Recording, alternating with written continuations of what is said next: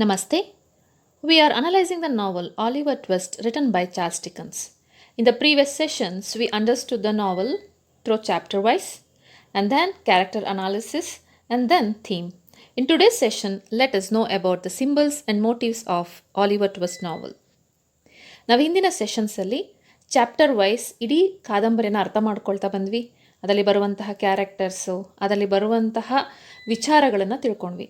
ಇವತ್ತಿನ ಸೆಷನಲ್ಲಿ ಯಾವ ಯಾವ ರೀತಿಯ ಸಿಂಬಲ್ಸ್ನ ಇಲ್ಲಿ ನಮ್ಮ ರೈಟರ್ ಬಳಸಿದ್ದಾರೆ, ಹಾಗೆಯೇ ಅದರಲ್ಲಿರುವಂಥ ವೈಶಿಷ್ಟ್ಯತೆ ಏನು ಅನ್ನೋದನ್ನು ತಿಳ್ಕೊಳ್ಳೋಣ. Let us know about the motives of the novel.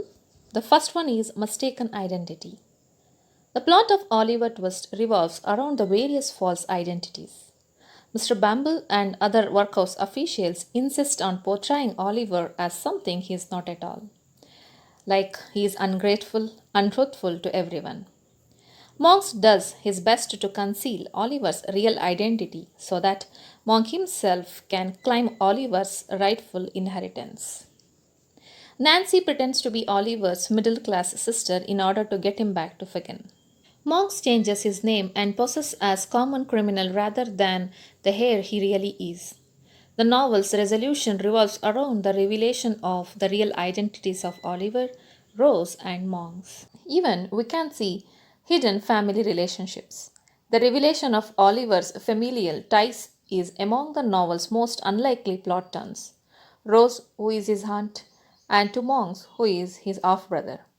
Oliver is at first believed to be an orphan without parents or relatives, a position that would, in that time and place, almost certainly seal on doom. It is revealed that he has more relatives than just about anyone else in the novel. This reversal of his fortunes strongly resembles the fulfillment of Navy child's wish. The influence of blood ties, it seems, can be felt even before anyone knows those ties exist. ಕಾದಂಬರಿಯಲ್ಲಿ ವೈಶಿಷ್ಟ್ಯತೆಗಳೇನಿದೆ ಅನ್ನೋದನ್ನು ತಿಳ್ಕೊಳ್ತಾ ಹೋಗೋಣ. ಮೊದಲನೇದು mistaken identity. ಕಾದಂಬರಿಯ ಸುತ್ತ, Oliver ಟ್ವಿಸ್ಟ್ನ ಸುತ್ತ ಹಲವು falls ಐಡೆಂಟಿಟಿಗಳನ್ನ ನೋಡ್ತಾ ಹೋಗ್ತೀವಿ. ಅಂದರೆ ಕೆಲವೊಬ್ಬರು ತಮ್ಮ ಐಡೆಂಟಿಟಿನ ಮುಚ್ಚಿ ತಾವು ಬೇರೆ ಅನ್ನೋದನ್ನು ಪ್ರತಿಬಿಂಬಿಸ್ತಾರೆ, ಇನ್ನೂ ಕೆಲವೊಬ್ಬರು ಅವರ ರಿಯಲ್ ಐಡೆಂಟಿಫಿಕೇಷನನ್ನೇ ಡಿಸ್ಟ್ರಾಯ್ ಮಾಡ್ತಾ ಹೋಗ್ತಾರೆ. ಒಳ್ಳೆ ಎಕ್ಸಾಂಪಲ್ ಅಂದರೆ ಆಲಿವರ್. ಮಿಸ್ಟರ್ ಬ್ಯಾಂಬಲ್ ಹಾಗೆಯೇ ಆ ವರ್ಕ್ಹೌಸಲ್ಲಿ ಇದ್ದಂಥವ್ರು ಆಲಿವರ್ನ ನಿಜವಾದ ಒಂದು ಐಡೆಂಟಿಟಿನ ಡಿಸ್ಟ್ರಾಯ್ ಮಾಡ್ತಾರೆ. ಅವನು ಟ್ರೂತ್ಫುಲ್ ಇಲ್ಲ ಅಂತ ಹೇಳಿ ಅವನ ಬಗ್ಗೆ ತುಂಬ ನೆಗೆಟಿವ್ ಆಗಿರುವಂಥ ಇಮೇಜಸ್ನ ತುಂಬ್ತಾ ಹೋಗ್ತಾರೆ. ಒಂದು ಕಡೆ ಮಾಂಕ್ಸ್ ಕೂಡ ಆಲಿವರ್ನ ರಿಯಲ್ ಐಡೆಂಟಿಟಿನ ಡಿಸ್ಟ್ರಾಯ್ ಮಾಡಬೇಕು ಅಂತ ಹೇಳಿ ಹೋರಾಟವನ್ನು ಮಾಡ್ತಾ ಹೋಗ್ತಾನೆ. ನ್ಯಾನ್ಸಿ ಈ ಒಂದು ಆಲಿವರ್ಗೂ ಅವಳು ಏನೂ ಸಂಬಂಧನೇ ಇಲ್ಲ, ಆದರೂ ನ್ಯಾನ್ಸಿ ಪೊಲೀಸ್ ಸ್ಟೇಷನಲ್ಲಿ ಏನಂತ ಹೇಳ್ತಾಳೆ, ಇವನು ನನ್ನ ತಮ್ಮ ಅಂತ ಹೇಳಿ ಸುಳ್ಳು ಹೇಳ್ತಾಳೆ. ಮಾಂಕ್ಸ್ ಕೂಡ ತನ್ನ ನೇಮ್, ತನ್ನ ಒಂದು ಐಡೆಂಟಿಟಿ, ತನ್ನ ಒಂದು ಲೆವೆಲ್ನ ಎಲ್ಲೂ ಕೂಡ ಹೇಳ್ಕೊಳ್ಳೋದಿಲ್ಲ. ಕಾಮನ್ ಕ್ರಿಮಿನಲ್ಗೂ ಅವನಿಗೂ ಏನು ವ್ಯತ್ಯಾಸನೇ ಇಲ್ದಿರೋ ಥರ ಅವನು ನಡ್ಕೊಳ್ತಾ ಹೋಗ್ತಾನೆ. ಕಾದಂಬರಿಯ ಕೊನೆಯಲ್ಲೇ ನಮಗೆ ಆಲಿವರ್ನ ಸತ್ಯ ಗೊತ್ತಾಗುತ್ತೆ, ರೋಸ್ನ ಸತ್ಯ ಗೊತ್ತಾಗುತ್ತೆ, ಹಾಗೆಯೇ ಮಾಂಕ್ಸ್ನ ರಿಯಲ್ ಹೆಸರು, ಹಾಗೆ ಆತ ಯಾರು ಅನ್ನೋಂಥದ್ದು ಗೊತ್ತಾಗುತ್ತೆ. ಹಾಗೆಯೇ ಹಿಡನ್ ಫ್ಯಾಮಿಲಿ ರಿಲೇಷನ್ಶಿಪ್, ಇಲ್ಲಿ ಯಾವ ಫ್ಯಾಮಿಲಿಯಲ್ಲಿ ಏನೇನು ಸಂಬಂಧಗಳಿದೆ ಅನ್ನೋದು ನಮಗೆ ಗೊತ್ತಾಗೋದೇ ಇಲ್ಲ. ಒಂದು ಫ್ಯಾಮಿಲಿ ಅನ್ನುವಂಥದ್ದು ಟೈ ಆಗುವಂಥದ್ದು ಈ ಕಾದಂಬರಿಯ ಕೊನೆಯಲ್ಲಿ ಮಾತ್ರ. ತುಂಬ ಟರ್ನಿಂಗ್ ಪಾಯಿಂಟ್ಸ್ನ ನೋಡ್ತಾ ಹೋಗ್ತೀವಿ. ರೋಸ್ ತನ್ನ ಆಂಟ್ ಅಂತ ಹೇಳಿ ಆಲಿವರ್ಗೆ ಗೊತ್ತಿರೋದಿಲ್ಲ, ಹಾಗೆಯೇ ಮಾಂಕ್ಸ್ ತನ್ನ ಅಣ್ಣ ಅನ್ನೋವಂಥದ್ದು ಕೂಡ ಆಲಿವರ್ಗೆ ಗೊತ್ತಿರೋದಿಲ್ಲ. ನಾವೇನು ಅಂದ್ಕೊಂಡಿರ್ತೀವಿ ಬಿಗಿನಿಂಗಲ್ಲಿ, ಆಲಿವರ್ ಒಬ್ಬ ಅನಾಥ, ಅವನಿಗೆ ಯಾರೂ ಕೂಡ ಇಲ್ಲ. ಸೊ ಹಾಗಾಗಿ ಅವನನ್ನು ನೋಡುವಂತಹ ರೀತಿಯೇ ಬೇರೆ ಆಗಿರುತ್ತೆ. ಆದರೆ ಯಾವಾಗ ಅವನ ಸತ್ಯತೆಗಳು ರಿವೀಲ್ ಆಗುತ್ತೋ ಆಗ ಕಾದಂಬರಿಯಲ್ಲಿ ಒಂದು ಬದಲಾವಣೆ, ರಿವರ್ಸ್ ಆಗುವಂಥದ್ದನ್ನು ನಾವು ನೋಡ್ತಾ ಹೋಗ್ತೀವಿ. ಕಾದಂಬರಿಯ ಕೊನೆಯಲ್ಲಿ ಏನಾಗುತ್ತೆ, ಎಲ್ಲ ರಕ್ತ ಸಂಬಂಧಗಳು ಕೂಡ ಇಲ್ಲಿ ಒಟ್ಟಾಗುತ್ತೆ, ಅಂದರೆ ನಾಟ್ ಆಗ್ತಾ ಹೋಗುತ್ತೆ. ಸೊ ಒಂದು ಸಂಬಂಧದ ಎಕ್ಸಿಸ್ಟೆನ್ಸನ್ನು ಕೂಡ ನಾವಿಲ್ಲಿ ನೋಡ್ತಾ ಹೋಗ್ತೀವಿ. Let us know what are the symbols used in Oliver Twist novel. The first one is coffins. Coffins crop up repeatedly in the novel, symbolizes not only the proximity of death throughout Oliver Twist, but the very real possibility that Oliver himself will not live long enough to realize his high birth and receive his due inheritance. Other characters in the novel too use coffins in their figure of speech. Monks, on seeing Oliver in the town of Chatsey, while Oliver is delivering a letter, utters an oath involving the word. Nancy tells Rose and Brownlow later that the only home she will ever know is the final home provided by a coffin. The novel even ends with bittersweet image of Tomb of Agnes. The next one is London Bridge.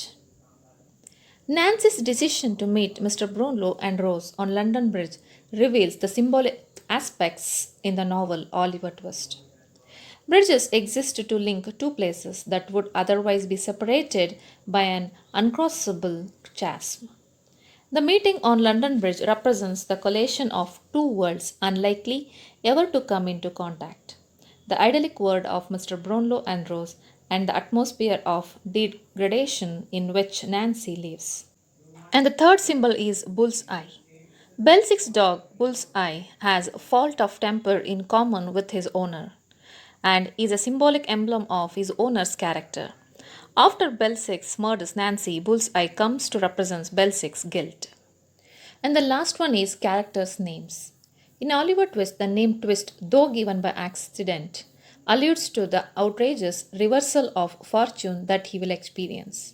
Rose Mayle's name echoes her association with flowers and springtime, youth and beauty. ಈ ಕಾದಂಬರಿಯಲ್ಲಿ ಬಳಸಿರುವಂಥ ಸಿಂಬಲ್ಸ್ನ ಬಗ್ಗೆ ತಿಳ್ಕೊಳ್ತಾ ಹೋಗೋಣ. Symbols ಅಂದರೆ ಚಿಹ್ನೆಗಳು.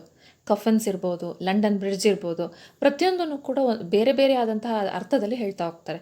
ನಾವು ಇನ್ನೂ ಒಂದು ರೀತಿಯಲ್ಲಿ ಹೇಳೋದಾದರೆ ಫಿಗರ್ ಆಫ್ ಸ್ಪೀಚನ್ನು ಕೂಡ ಇಲ್ಲಿ ಬಳಸ್ತಾ ಹೋಗ್ತಾರೆ. ಹೇಗೆ ಅಂತ ನೋಡೋಣ. ಕಫಿನ್ ಅಂತಂದರೆ ಬರೀ ಸಾವೇ ಅಂತ ಹೇಳೋದಕ್ಕಾಗಲ್ಲ, ಅದನ್ನು ನಾವು ಬೇರೆ ಅರ್ಥದಲ್ಲೂ ಕೂಡ ಅರ್ಥ ಮಾಡ್ಕೊಳ್ತಾ ಹೋಗ್ಬೋದು. ಆಲಿವರ್ಗೆ ಕೂಡ ತಾನು ಯಾರು, ಒಂದು ಹೈ ಬರ್ತ್ ಅಥವಾ ಹೈ ಫ್ಯಾಮಿಲಿಯಿಂದ ಬಂದಿದ್ದೀನಿ, ನನ್ನ ಹತ್ರ ತುಂಬ ಹಣ ಇದೆ ಅನ್ನೋದು ಗೊತ್ತಿರೋದೇ ಇಲ್ಲ ಅಲ್ವಾ. ಹಾಗೆ ಮಾಂಗ್ಸ್ ಫಸ್ಟ್ ಟೈಮ್ ಆಲಿವರ್ನ ನೋಡಿದಾಗ ಅವನು ಒಂದು ಓತ್ ಅಂದರೆ ಒಂದು ವಿಷಯವನ್ನು ಹೇಳ್ತಾ ಹೋಗ್ತಾನೆ, ಅಲ್ಲಿ ಕಫಿನಿನ ಸಿಂಬಲನ್ನು ಬಳಸ್ತಾನೆ.